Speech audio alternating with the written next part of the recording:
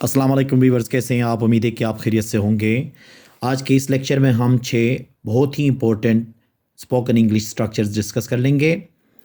वो तमाम व्यूअर्स जिन्होंने अभी तक चैनल सब्सक्राइब नहीं किया, आप चैनल सब्सक्राइब करके बेल का आइकन दबा लें ताकि हर नई वीडियो की जो नोटिफिकेशन है वो आपको आसानी से मिल सके।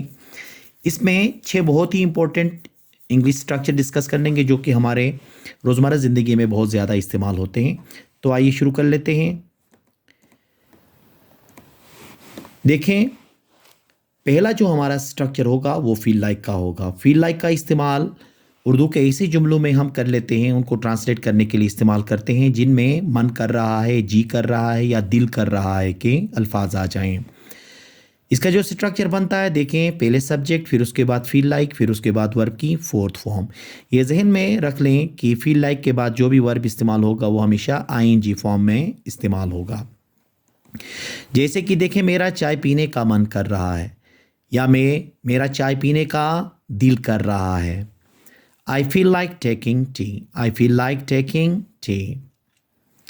मेरा अंग्रेज़ी सीखने का दिल कर रहा है, या इसको इस तरह से भी कह सकते हैं कि मेरा अंग्रेज़ी सीखने का मन कर रहा है। I feel like learning English. I feel like learning English. मेरा फुटबॉल खेलने का दिल कर रहा था। अब यहाँ पे देखें ना, कर रहा था इसका मतलब है यहाँ पे हम माजी की बात कर रहे होते हैं। तो फिर जब हम पास्ट की बात करेंगे तो फील चेंज होके क्या होगा? फेल्ट होगा। जैसे कि देखें, I felt like playing football. I felt like playing football. तो वो उर्दू के जुमले जिनमें हम मन कर रहा है, जी कर रहा है या दिल कर रहा है, ऐसे जुमलों को जब हम इंग्लिश में बोल रहे होते हैं तो फील लाइक के ज़रिए हम आसानी से ट्रांसलेट कर सकते हैं। सेकंड है cup of T. Cup of T इस्तेमाल होता है बस की बात है का ट्रांसलेट करने के लिए। अब बस की बात का मतलब ये है कि करने की सलाहियत, ठीक है, कोई भी काम करने की सलाहियत। कहते हैं ना कि ये गाड़ी चलाना आपकी बस की बात नहीं है, का मतलब है कि आपके अंदर सलाहियत ही नहीं है, उस सेंस में ये इस्तेमाल होता है। इसका जो स्ट्रक्चर होगा वो ये होगा कि सबसे पहले वर्ब की फोर्थ फॉर्म, मतलब यहाँ जेरेंट के तौर पे इस्तेमाल होगा वर्ब, फिर उसके बाद ऑब्जेक्ट, फिर हेल्पिंग वर्ब, फिर प्रोनाउन। यहाँ पे प्रोनाउन जो इस्तेमाल होंगे वो पोजेसिव प्रोनाउन होंगे, मतलब माई, यूअर, हीज, हर, ये जो हैं वो वाले प्रोनाउन इस्तेमाल होंगे। उसके बाद फिर कप ऑफ टी इस्तेमाल कर लेते हैं। जैसे कि इस मसले को हल करना आपकी बस की बात नहीं। इस मसले को हल करना आपकी बस की बात नहीं। Solving this problem is not your cup of tea. Solving this problem is not your cup of tea. अंग्रेजी बोलना आपकी बस की बात नहीं। अंग्रेजी बोलना आपकी बस की बात नहीं।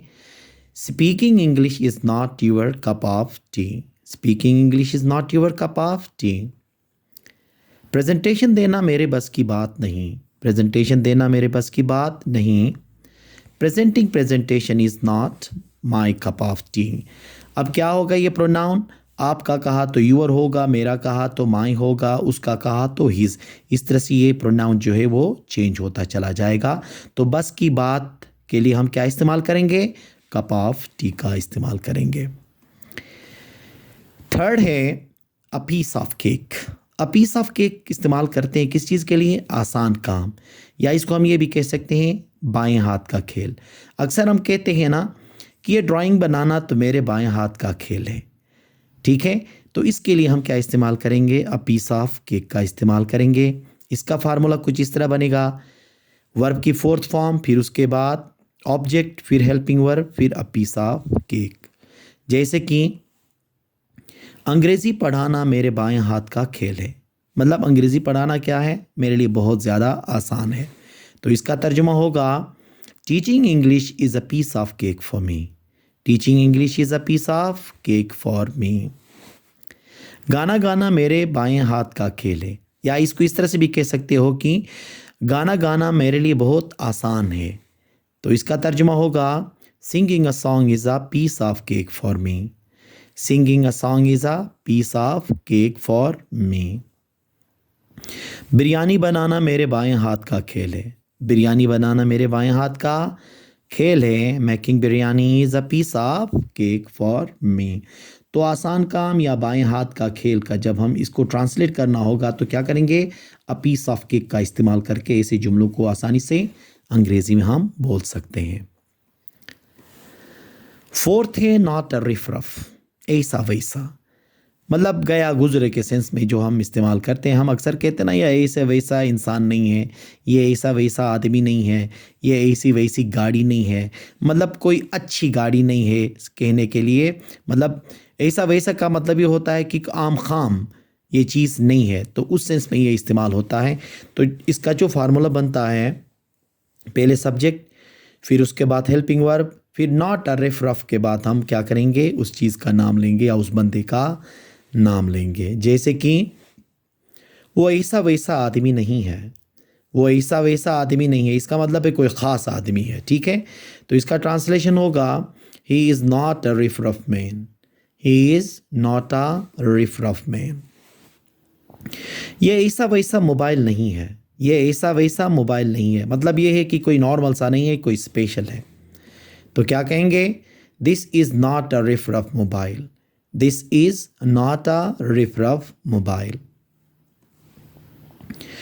असलम ऐसा वैसा उस्ताद नहीं है, असलम ऐसा वैसा उस्ताद नहीं है। Aslam is not a riffraff teacher, Aslam is not a riffraff teacher.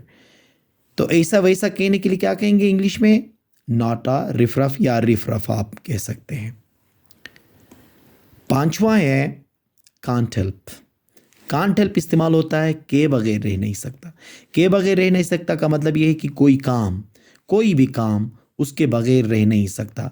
अक्सर देखते हैं कि एक चीज़ की आदत ऐसी हमारी हो जाती है, एक काम की आदत ऐसी होती है कि उस काम के बगैर हम रह नहीं सकते हैं। अक्सर कहते हैं ना हम, मैं फ़िल्म देखे बगैर नहीं रह सकता। इसका मतलब है कि फ़िल्म देखना नशे के तौर पे तकरीबन ही इस्तेमाल होता है। यहाँ पे ठीक इतना नशा हुआ है या उसकी आदत इतनी पड़ गई है कि उसके किए बगैर नहीं रह सकते। तो वो बगैर रह नहीं सकता कहने के लिए कांट हेल्प का इस्तेमाल करते हैं। जैसे कि सब्जेक्ट, फिर उसके बाद कांट हेल्प, फिर वर्ब की फोर्थ फॉर्म आगे जो भी वर्ब आएगा या तो जो भी जितने भी वर्ड्स आएंगे, चाहे वो ऑब्जेक्ट हो चाहे अदर वर्ड्स हो। जैसे कि मैं अखबार पढ़े बगैर रह नहीं सकता, मैं अखबार पढ़े बगैर रह नहीं सकता, इसका मतलब है अखबार पढ़ना मेरा एक नशा है या तो मेरी आदत पड़ गई है। तो इसका ट्रांसलेशन होगा I can't help reading newspaper, I can't help reading newspaper. वो बोले बगैर रह नहीं सकता, वो बोले बगैर रह नहीं सकता मतलब बोलने की उसकी आदत है। He can't help speaking, he can't help speaking. मैं चाय पिए बगैर रह नहीं सका, मैं चाय पिए बगैर रह नहीं सका, इसका मतलब है ये माजी की कोई बात हो रही है, ठीक है। तो उसके लिए ये जो कैंट है वो कहाँ चला जाएगा, कुड नॉट में चला जाएगा। जैसे कि I couldn't help taking tea, I couldn't help taking tea, ये जहन में रखने। जिस तरह फील लाइक में फोर्थ फॉर्म लगा था, इसी तरह से कांट हेल्प के बाद भी हम हमेशा क्या इस्तेमाल करेंगे, वर्ब की फोर्थ फॉर्म इस्तेमाल करेंगे। तो ऐसे जुमले जहाँ कहीं पे भी आ जाएं जिसमें आप किसी भी काम के बगैर रह नहीं सकता, तो वहाँ पे आप कांट हेल्प लगा के उसका ट्रांसलेशन कर सकते हैं। लास्ट है हमारे पास डू एवर। डू एवर का इस्तेमाल होता है कभी तो। अक्सर हम कहते हैं ना, कभी तो चक्कर लगाया करो यहाँ का, कभी तो पढ़ा करो, कभी तो बोला करो, कभी तो मदद किया करो। तो ये कभी तो जहाँ पे भी आ जाएगा उसका हम ट्रांसलेशन किस में कर लेंगे, डू एवर लगा के कर लेंगे। इसका फार्मूला होगा डू एवर के बाद वर्ब की फर्स्ट फॉर्म, फिर उसके बाद आगे जो भी अदर वर्ड्स आएंगे। जैसे कि देखें, कभी तो सच बोलो, कभी तो सच बोलो, इसका मतलब है वो हमेशा झूठ बोल रहा होता है। तो ये जुमला हम इस्तेमाल कर सकते हैं, do ever speak the truth, do ever speak the truth. कभी तो मेरी मदद करो, कभी तो मेरी मदद करो, do ever help me, do ever help me. कभी तो सोचो, कभी तो सोचो, डू एवर थिंक। तो कभी तो कहने के लिए हम क्या इस्तेमाल करेंगे, डू एवर का इस्तेमाल करेंगे। ये 6 जो इम्पोर्टेंट स्ट्रक्चर जो आज हमने डिस्कस कर लिए, ये हमारी डेली लाइफ में हमेशा इस्तेमाल कर लेते हैं।